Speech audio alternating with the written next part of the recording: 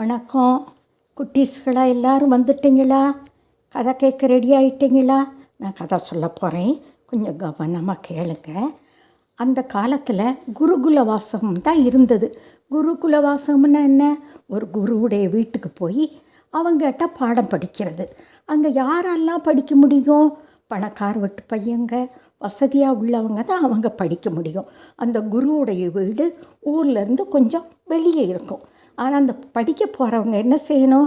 அந்த குருவுக்கு வேலை பார்த்து ஹெல்ப் பண்ணணும். அவங்களுக்கு தேவையான தண்ணி தரணும், அவங்க வீட்டுக்கு வேலை பார்க்கணும். இந்த மாதிரி பார்த்து தான் அவங்க இங்கேருந்து கல்விக்கு தருவாங்களாம். ஆனால் இப்போ என்னாச்சு? நம்ம முகத்துக்கு கண் எவ்வளோ முக்கியமோ அவ்வளவு நமக்கு கல்வி முக்கியங்கிறத எல்லோரும் உணர்ந்துக்கிட்டு இப்போ பள்ளிக்கூடம் இல்லாத ஊரே இல்லைன்னு ஆயிடுச்சு. ஆணும் பெண்ணும் படிக்க ஆரம்பிச்சிட்டோம். இந்த குருகுல வாசகமே ஒழிஞ்சு போச்சான். அந்த குருட்ட போய் எல்லாரும் படிச்சுட்டு வருவாங்களாம். அந்த குருட்ட ஒரே ஊர்லேருந்து 4 பேர் படிக்க போயிருக்கிறாங்க. அந்த 4 சீடர்கள் 3 பேர் ரொம்ப கெட்டிக்காரனா. அந்த ஒருத்தனுக்கு 4வது உள்ளவனுக்கு படிப்பே அதிகம் ஏறானா. ஆனால் அவன் அதை கவலையே படமாட்டான். தன்னுடைய சிந்தனை அறிவை வளர்த்துக்கிடுவான். சிந்தனை அறிவுங்கிறது என்ன? சுயமாக அவனுடைய அறிவு, அவனாக அவன் சிந்திக்கிறது, அதை மட்டும்தான் அவன் நிறைய வளர்த்துக்கிட்டானா. சரி, இப்படியே இருந்து படித்து முடிச்சுட்டாங்க. அப்போ அந்த குரு என்ன சொல்கிறாரு? உங்களுடைய கல்வி படிக்கக்கூடிய காலமெல்லாம் பீரியட்லாம் முடிஞ்சிட்டது, நீங்கள் இனிமேல் இங்கேருந்து கிளம்பலாங்கிறாங்க. 4 பேரும் ஒரே ஊர் தானே. சரின்ட்டு 4 பேரும் அந்த குருவுக்கு வணக்கம் செலுத்திட்டு அவருக்கு தர வேண்டிய காணிக்கையெல்லாம் கொடுத்துட்டு அங்கேருந்து கிளம்பிடுறாங்க. கிளம்பி வர்ற பாதையில் ஒரு காட்டை தாண்டி தான் வரணுமா. அந்த காட்டை தாண்டி வரும்போது ஒரு 2 வருஷத்துக்கு முன்னால் இறந்து போன சிங்கத்தோட எலும்பு அங்கே ஒன்று இங்கே ஒன்றா கிடக்குது எலும்பு. அதில் ஒரு சீடன், மூத்த ஒரு சீடன் என்ன சொல்கிறான்? அவன் படித்த திறமையை காட்டணுங்கிறத நினச்சிட்டு மற்றவங்ககிட்ட சொல்கிறான், இப்போ பாருங்கள், நான் ஒரு மந்திரம் சொல்லி என்ன செய்ய போகிறேன் பாருங்கள், இந்த அங்கங்கன்னு கிடக்கிற எலும்பு எல்லாம் ஒன்றா கூட்டி ஒன்றா சேர்த்து ஒரு சிங்கத்தோட எலும்பு ஆக்கிடுவேன் பாருங்கன்ட்டு இவன் ஏதோ மந்திரம் சொல்கிறான். அந்த எலும்புகள்லாம் ஒன்றா சேர்ந்துட்டதான். ஒன்றா சேர்ந்ததுக்கப்புறம் இன்னொரு சீடனுக்கு என்னாச்சு?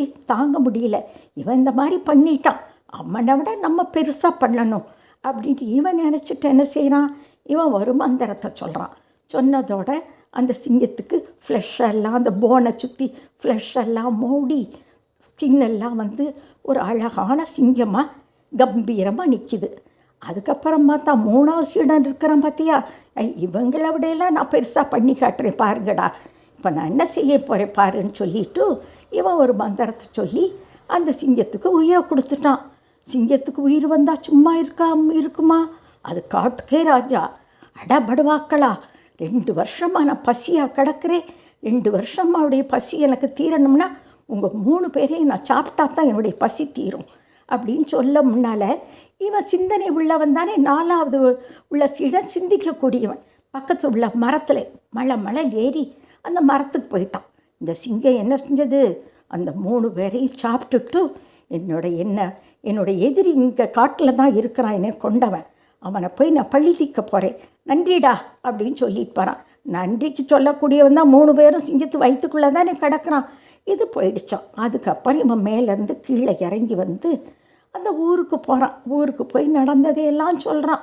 இவங்க 3 பேருடைய ஃபாதர் மதரெல்லாம் ரொம்ப கவலைப்படுறாங்க. இந்த மாதிரி நம்ம பிள்ளைகளை படிக்க அனுப்பினோமே, நம்ம பிள்ளைகளுக்கு இந்த மாதிரி ஆயிடுச்சே அப்படின்னு சொல்லிவிட்டு அவங்களாம் கவலைப்படுறாங்க. 4வது பையனுடைய சீடனுடைய ஃபாதர் என்ன சொல்கிறாங்க? நம்ம பையன் கொஞ்சம் புத்திசாலி, சிந்தித்து செயல்பட்டதுனால அவன் மரத்தில் ஏறி உட்காந்துக்கிட்டான் அப்படின்ட்டு அவங்க சந்தோஷமாக இருக்கிறாங்களாம். பொதுவாக நாட்டில் என்ன சொல்லுவாங்கன்னா, மந்திரம் கால் மதி முக்கால். சொல்லி கொடுத்த மந்திரம் கால் பங்கு தான். நம்முடைய அறிவை பயன்படுத்தணுங்கிறது தான் இந்த பழமொழியோடதே. மந்திரம் கால் மதி முக்கால் அப்படிங்கிறாங்க. இப்போது விளையாட்டாக அவனுக்கு அந்த சிங்கத்துக்கு உயிர் கொடுத்தான். என்னாச்சு? வினையாக முடிஞ்சு அது அவனுங்களையே சாப்பிட்டுருச்சு. அதனால் எப்போவுமே விளையாட்டு வினையாய் முடியுங்கிறத எல்லாரும் புரிஞ்சுக்கணும். இப்போது நம்முடைய அறிவு எதுக்கு பயன்படுத்தணும்? ஆக்கத்திற்கு தான் பயன்படுத்தணும். ஆக்கத்துக்கு பயன்படுத்தாத அறிவு ஆபத்தானது நமக்கு. பாருங்கள், படிச்சுட்டு வந்த புத்தியை நல்லபடியாக பயன்படுத்தினான்னா எவ்வளவோ பேருக்கு உதவியாக இருக்கும், என்னென்னமோ பண்ணியிருக்கலாம். அவன் என்ன செஞ்சான், அதை பயன்படுத்த தெரியாததுனால அவனுங்களுக்கு அது ஆபத்தாக வந்து முடிச்சிட்டான். என்ன ஒரு வேலை செஞ்சாலும் காலம் அறிந்து செயல்படணும். எந்த நேரம் எதை பண்ணணுங்கிறத முதல்ல யோசனை பண்ணணும். இவனுங்களுக்கு காட்டில் உதவி செய்ய யாராவது இருக்கிறானுங்களா? இல்லை. இல்லாதனால என்னாச்சு, அந்த சிங்கம் இவங்களை முழுங்கி பிடிச்சி. அதனால் என்ன ஒரு பண்ணினாலும் நம்ம கவனமாக இருக்கும். அறிவு அற்றம் காக்கும் கருவிம்பாங்க. அற்றம்னா என்ன? துன்பம். அறிவு அற்றம் காக்கும் கருவி. நமக்கு ஏதாவது துன்பம் வரும்போது நம்ம கல்வி தான் நமக்கு உதவியாக இருக்குமா. அதை உணராதனால தானே அவனுங்களுக்கே அவன் ஆபத்தை தேடிக்கிட்டான். குட்டீஸுகளாக இதிலேருந்து என்ன தெரியுது, நம்மளாம் நம்முடைய அறிவை சிந்தனையை நல்லபடியாக பயன்படுத்தி அந்த 3 பேர் சீடர்கள் மாதிரி நடந்துக்கிடாமல் இந்த 4வது சீடன் இருந்தான் பார்த்தியா, அவனை மாதிரி நம்ம பயன்படணும். எந்த ஒரு வேலை செஞ்சாலும் காலம் அறிந்து செயல்படணும். எந்த நேரத்தில் எந்த வேலை செய்யலாங்கிறது உணர்ந்து செயல்பட்டால் நம்ம படித்த படிப்பை நல்ல முறையில் பயன்படுத்தலாம். நம்ம படிப்பு உதவியாக இருக்கிறதுக்கு தான் நம்ம படிக்கிறோம். நமக்கே ஆபத்து வர்றதுக்காக படிக்கல குட்டீஸுகளா? சரி, இந்த மாதிரி கேள்விப்பட்டு நீங்கள் நல்லபடியாக நடப்பீங்களாம். நம்முடைய அறிவு நல்லதுக்கு தான் பயன்படணுமா. சரியா? பாய், நாளைக்கு சந்திப்போம்.